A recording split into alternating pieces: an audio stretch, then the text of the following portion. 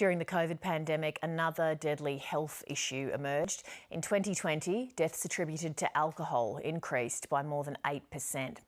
A mother who watched her son's descent into alcoholism is calling for tighter controls on bottle shops under liquor licensing laws. This report from Lauren Day and producer Xanthi Kleinig.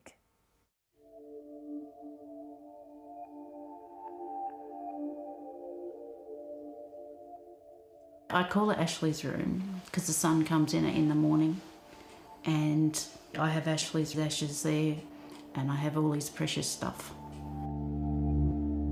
I get peace in that room because I feel like in my dark times that he's still with me, and I've finally got him safe at home.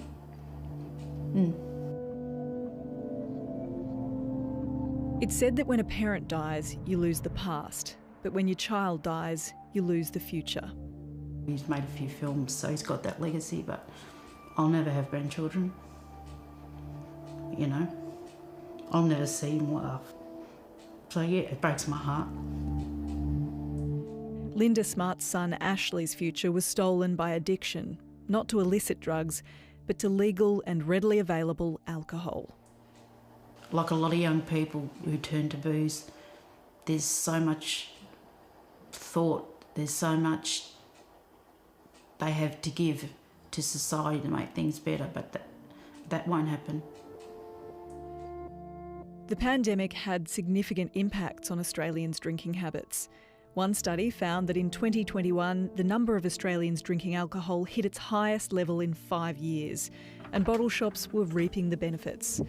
There was almost a 30% increase in alcohol retail sales between 2019 and 2021. And along with it, a jump in ambulance call-outs and deaths from alcohol after the pandemic hit. The alcohol industry, they really exploited the pandemic as a marketing opportunity. They had this captive audience of people at home in isolation. Long before his death, Ashley Smart was a happy kid, then a complicated teen, and in the end, a troubled adult. I had a beautiful, beautiful mind, and that beautiful mind unfortunately just couldn't cope, I think, with the realities of the world. He stopped allowing me into his flat. He was terrified I was going to get, especially when the big lockdown came. I'd only be able to do door checks on him. Ashley Smart's bank statements paint a disturbing picture of his final days. Every single day there, he'd have a couple of days off, bottle, 2 bottles, 2 bottles. In the 10 days leading up to his death, the 31-year-old bought 11 bottles of vodka, all from the same Liquorland franchise in Footscray. On the 18th of January last year, he bought his final bottle of vodka, his 25th in a month. He was very, very drunk. He came home with a bottle. I said to him, Ashley, why did you buy it? And he says, Mum, they sell it to me, they don't care. And I left him about 4:30. And he turned his computer off at 6 o'clock and he never woke up. Linda Smart found him days later. He hadn't been in touch.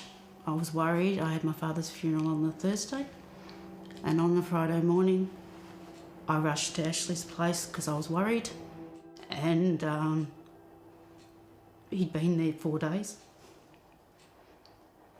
and I couldn't stay with him. I always promised I would, but I couldn't stay with him in that state.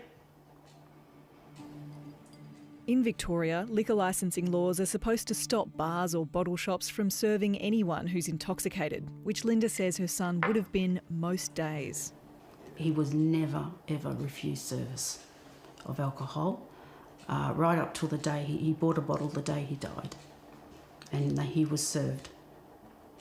And I watched him being sold alcohol many occasions drunk, and I couldn't intervene.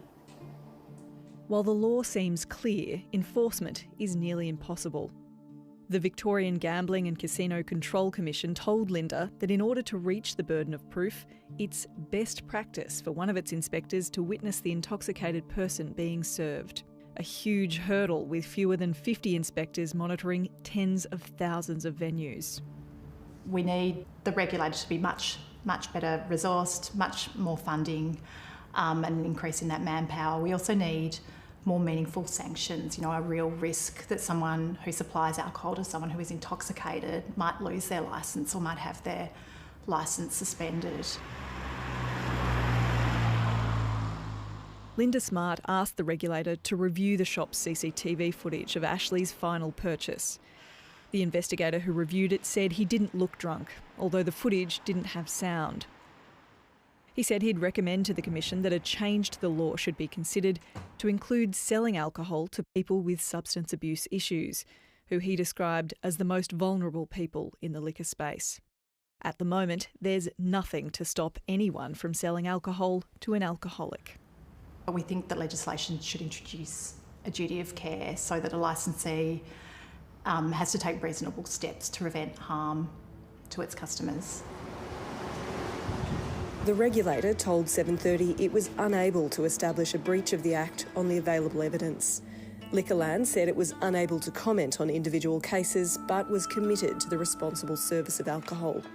In a statement, Victoria's Liquor Regulation Minister, Melissa Horne, said the government had introduced strong reforms to reduce alcohol-related harm. Jimmy brings drinks delivered for just $2. The pandemic also saw a huge rise in the popularity of online alcohol delivery. Last October, the New South Wales liquor regulator announced it was investigating popular alcohol delivery service Jimmy Brings over the death of a 49-year-old man who reportedly spent $24,000 with the company over 3 years, including daily orders in the weeks leading up to his death. The New South Wales regulator has now confirmed to 7:30 it was unable to identify any breaches of the liquor laws at the time and has closed the investigation. But the laws have since been strengthened. We need sensible controls. Things like a mandatory delay between order and delivery that stops that sort of really impulsive alcohol purchase. Hi Fran, are you there? Yes, I'm here. I'm just checking in to see how you... It's now 18 months since Ashley Smart died. His mother Linda has been getting support from a bereavement group for parents who've lost children to drug or alcohol abuse. The heartache is just immense that they couldn't save their child. And often their child dies alone, in the cold, on the street. In that grief experience... Linda Smart has put in the hours that grief demands. Now she wants to convert that grief and anger into action. We've got this massive drinking culture, just like America's got the gun culture. But we don't see it the same, But how many are we losing to that culture, and we're letting it happen?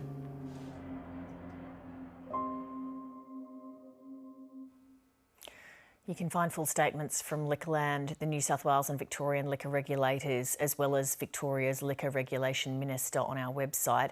If that story's raised any issues for you, you can call Lifeline on 13 11 14 or Beyond Blue on 1300 22 46 36.